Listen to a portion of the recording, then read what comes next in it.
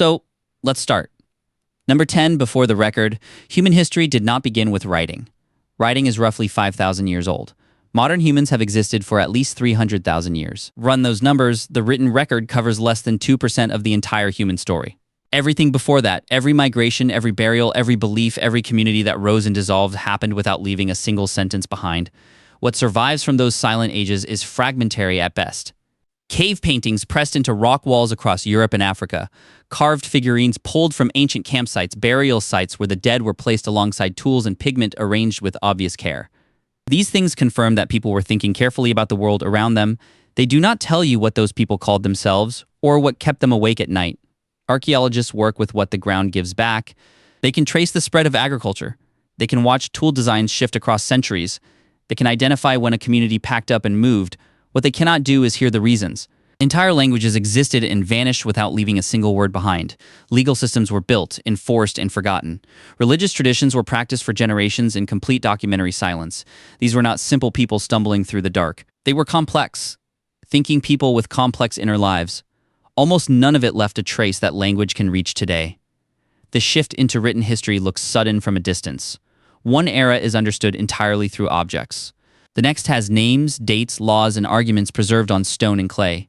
But that transition took centuries to spread, and it reached only a narrow slice of humanity even then. The gap between the pre-literate world and the documented one is not a seam in history, it is a chasm, and most of what humanity ever was sits at the bottom of it. Number 9, the borrowed record. Some civilizations only exist because a stranger mentioned them. That is not an exaggeration. There are ancient societies whose entire presence in the historical record is a handful of lines in someone else's text. No monuments with their own names carved into stone, no internal archives matched and confirmed by modern researchers.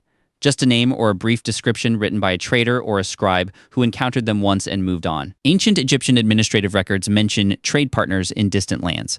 Some of those references cannot be matched to any confirmed site today. Mesopotamian clay tablets record campaigns against groups whose homelands have never been definitively located. The names in those records do not always match any ruin that researchers can point to with certainty. Some may be distorted through translation, others may refer to cultures that simply have not been excavated yet. Think about what that creates. A civilization enters the pages of history through someone else's door, described from the outside, filtered through the perspective of whoever held the pen. Their own account, if it ever existed, is gone. What remains is an impression, not a portrait. It tells you how they appeared to others, not how they understood themselves. The problem runs deeper when ruins appear without any name. Researchers find walls, pottery, street layouts, physical evidence of a real culture, but no surviving document gives it a name. When those nameless ruins get loosely matched to a passing reference in a foreign text, the result is a working theory, not a confirmed identification. History has always been written by whoever had the tools and the stability to write.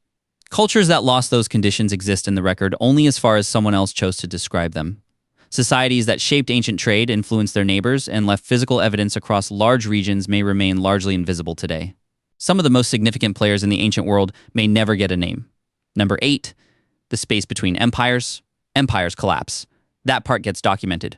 What happens in the years immediately after is where the record goes dark. When a large administrative system breaks apart, the infrastructure that produced written records collapses with it.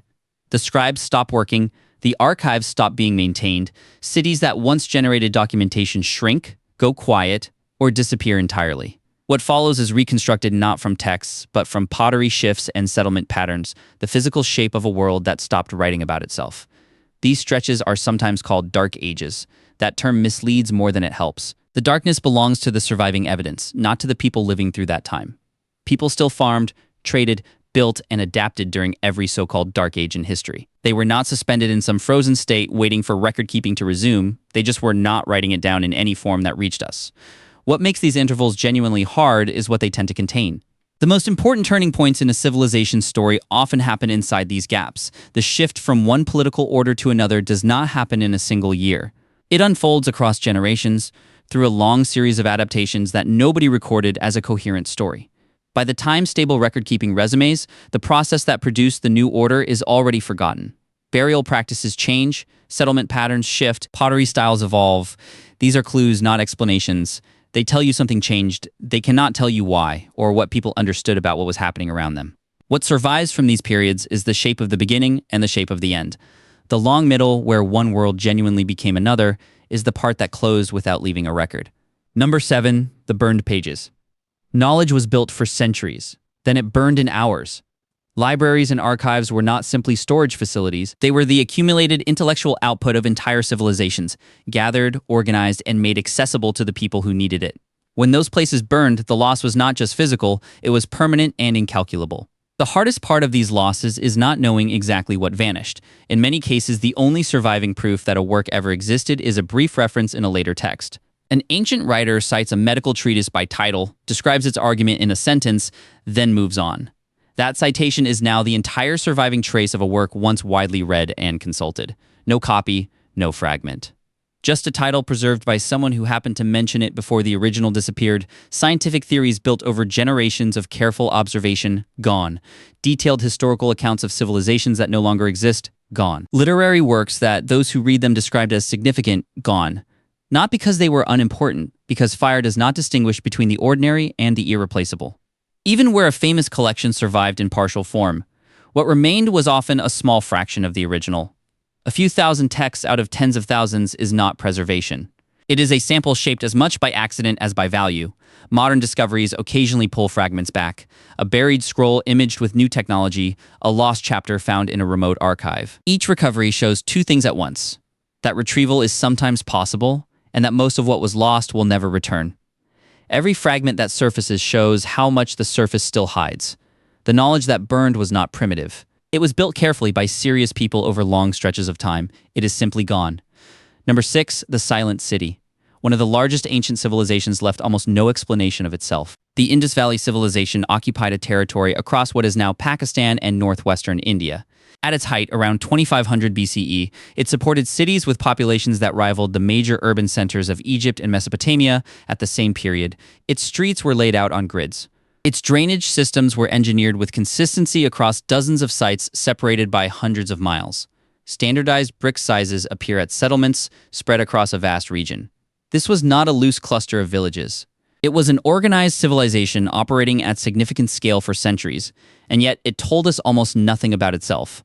Unlike Egypt, where temple walls carry royal names and military victories, the Indus cities left behind no monumental inscriptions, no named rulers, no recorded wars or treaties, no accounts of major events. The writing system that does survive, found on small carved seals and fragments of pottery, has resisted every serious attempt at decipherment for more than a century. The sequences are too short to crack by pattern analysis alone. There is no bilingual inscription to provide a key. The internal voice of this civilization is still completely locked. What ended it is just as unresolved. Different sites show different patterns of decline. Some appear to have been gradually abandoned over generations. Others suggest disruption that arrived more quickly.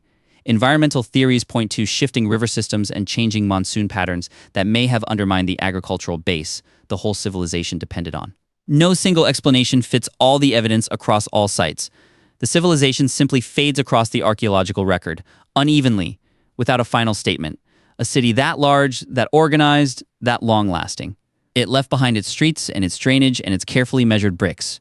It did not leave behind a word of explanation.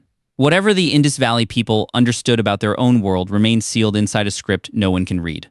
Number 5, the locked script. The writing survived, the meaning did not. There are ancient scripts that exist today in large quantities, carved into stone, pressed into clay, stamped onto seals that have never been decoded. This is not for lack of effort. Linguists, mathematicians, and historians have worked on some of these systems for decades. Statistical models have been run, pattern analyses conducted, comparisons with every known language family have been attempted. Several of these scripts remain completely unreadable. The Indus script is the most significant example by sheer volume. Hundreds of sites across the Indus Valley have produced artifacts bearing these symbols. The marks are internally consistent, the same symbols recur, certain sequences appear with regularity, and the overall system shows the structure you would expect from a real language. But the inscriptions are short. There is no long continuous text that might provide enough context for a breakthrough. There is no bilingual key, no ancient Rosetta Stone equivalent. Linear A, used in ancient Crete before roughly 1450 BCE, presents the same problem from a different angle. Linear B, the writing system that followed it, was successfully decoded in the 1950s and turned out to record an early form of Greek. That success gave researchers hope that Linear A might follow. It has not. The two systems share some symbols but almost certainly record different languages. Linear A has no known descendants and no surviving comparative material that has cracked it. A writing system is not just a curiosity. It is the entire interior life of a civilization made portable, Laws, beliefs, trade records, historical accounts, religious texts, all of it lives inside those symbols. When you cannot read the script, you cannot access any of it. You can see the physical world a civilization built. You can map its trade goods, its settlement patterns, its burial customs. But the explanations those people gave for their own existence remain behind a wall that has not moved in over a century of serious work. Progress is possible. It has happened before. But right now, entire civilizations stand physically present and historically mute. Number 4, the unlikely parallels. On opposite sides of the ancient world, people built the same shapes. Large stone monuments with stepped, pyramid-like profiles appear in Egypt, in Mesoamerica, and in parts of Southeast Asia. These structures were built in completely different time periods and cultural contexts. Similar burial practices, deliberate placement of specific objects with the dead, graves oriented towards celestial markers show up in cultures with no confirmed connection to one another. Artistic symbols with comparable structures appear in places that, by every known measure of ancient travel, should have had no awareness of each other's existence. The standard explanation is independent invention. When different human groups face similar challenges, they sometimes arrive at similar solutions without any contact. A pyramid form is structurally efficient. Burial rituals may reflect instincts about death that are broadly human. Geometric art often converges because of how the visual system processes pattern. These explanations are reasonable and they hold up well in many individual cases. But some parallels push harder against that explanation than others. Certain architectural techniques, specific symbolic sequences, and trade goods appearing far outside their known origin points raise questions that independent invention does not fully settle. The question is not necessarily whether contact happened. It is whether the evidence needed to answer that question has survived at all. Much of it probably has not. Coastal geography has changed dramatically over the last 10,000 years. Shorelines that were once accessible land are now submerged. Settlements that sat at ancient coastal intersections may lie on the ocean floor today, unreachable and undiscovered. The migration routes and long-distance connections that might explain these parallels may have left their evidence somewhere archaeology cannot yet reach. What remains is a map of ancient civilizations as separate confirmed points. The space between those points is largely blank. Whether that blank space was truly empty or was crossed by people whose paths did not survive is a question current evidence cannot answer. The full story of how ideas moved through the ancient world remains unfinished. Number 3. The blank pages inside known history. Even well-documented civilizations have quiet zones inside them. This is one of the more unsettling aspects of what we actually know. You might expect that a culture famous for meticulous record-keeping bureaucracy, royal archives, administrative systems, would leave behind a reasonably continuous account of events. In broad strokes, many do. But inside that continuity, there are stretches where the detail thins dramatically. What fills those gaps is not original documentation, it is later reconstruction. Some dynasties inside well-documented civilizations are known almost entirely through summaries written long after the events occurred. A later historian compresses decades of political life into a few sentences. The complexity of what actually happened during those years gets reduced into a smooth narrative that hides more than it reveals. When archaeology checks those summaries against the physical record, the match is not always clean. Cities that texts describe as destroyed sometimes show continuous occupation through the supposed destruction period. Regions described as depopulated turn out to contain substantial evidence of ongoing settlement. The gap between what was recorded and what actually happened is not always enormous. But it is real, and it compounds across centuries of selective preservation. Record-keeping was never neutral or comprehensive. Official records focused on rulers, victories, taxes, and religious observances. The lives of ordinary people, farmers, craft workers, merchants, women managing households across decades of political upheaval, were rarely the subject of systematic documentation. Their experiences shaped everything about how a civilization actually functioned. They are almost entirely absent from the written record. Natural disasters knock out archives. Political transitions disrupt the institutions that maintain them, materials decay, storage structures burn. And even when none of those things happen, the priorities of whoever controlled the writing meant that large portions of daily life went unrecorded, simply by choice. What survives as history is not history. It is the fraction of history that made it through a long series of filters, none of which were designed to preserve a complete account. Number 2, the change no one documented. Some of the deepest gaps in the record are not dramatic. They are not caused by fire or conquest or the collapse of a writing system. They are caused by the simple fact that slow change rarely gets documented while it is happening. A civilization does not announce when it starts to transform. It just transforms across generations through thousands of small decisions made by ordinary people who had no idea they were building a different world than the one they inherited. The shift from bronze to iron tool use is a useful example. This transition did not happen everywhere at once. In some regions, iron appeared and spread quickly. In others, bronze remained standard for generations after iron was available elsewhere.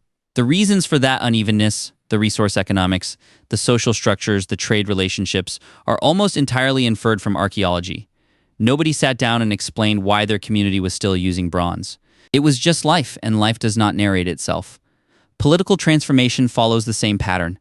A central authority weakens gradually, local leaders gain ground in small increments. Over the course of several lifetimes, a completely different structure emerges. From the outside looking back, this can appear as a single event. A dynasty ended, a new one began. From the inside, it was decades of quiet renegotiation. Nobody thought to describe it in real time because it was, at each individual moment, just ordinary pressure producing ordinary adaptation. The transitions that matter most, the ones that explain how one era became another, are precisely the transitions that left the least evidence. History tends to capture endpoints: the named rulers, the recorded battles, the dated disasters. It captures process poorly, if at all. The everyday decisions, the small conflicts, the gradual adaptations that pushed history in the direction it actually went. Those are rarely preserved. Those unrecorded choices are the actual mechanism of history. They are also the part that disappeared most completely. The record shows what history became. The road that got it there is largely unmarked. Number 1, the unwritten world. Most of human experience was never recorded at all. Writing is roughly 5,000 years old. Modern humans have existed for at least 300,000. The written record covers less than 2% of the full span of human existence. But even within that narrow window, the coverage is not what it appears to be. For most of recorded history, writing was controlled by a small group: administrators, priests, rulers, and those who served them directly. The vast majority of the human population lived and died without ever producing or appearing in a written document. What got recorded was power wars and the rulers who fought them, taxes and the systems that collected them, religious ceremonies and the institutions that governed them. The records of ancient civilizations from Egypt to China to Rome are largely records of states, of what centralized authority wanted to preserve and project. The farmer who grew the grain that fed those armies left no account of her life. The artisan who passed down craft knowledge through decades of careful practice left no written record of what she carried. These people were the majority of history. They are nearly absent from its pages. Even the materials used for writing worked against survival. Papyrus rots, wood decays, early paper disintegrates over centuries in most climates. The documents that survived did so partly because of what they were written on and partly because of luck. Buried in dry sand, sealed in a clay jar, stored in a mountain cave at the right elevation. The documents that did not survive were not necessarily less important. They were just written on something that could not outlast the conditions that destroyed them. Every major archaeological excavation in the modern era has produced surprises. Settlements that no surviving text ever mentioned. Trade networks connecting regions researchers assumed were isolated. Cultural practices clearly widespread and clearly significant, yet nowhere in the written record of the period. Each discovery expands what is known. Each one also makes clear how much of the picture is still missing and how much of it will never be recovered, because it was never committed to a surface that could survive. Do the math on that silence. Billions of people across 300,000 years of human existence, each one of them fully present in their own time, making decisions, building relationships, understanding the world around them in ways that shaped everything that came after. The overwhelming majority of those lives left no trace that history can read. The gap at the center of the human story is not a single missing event. It is not one lost library, one undeciphered script, one civilization that vanished without explanation. It is the accumulated silence of every ordinary life that was lived fully and recorded nowhere. History is not the past. It is the fraction of the past that survived being forgotten. That's it for this one. More is coming. Subscribe so you catch it. See you in the next.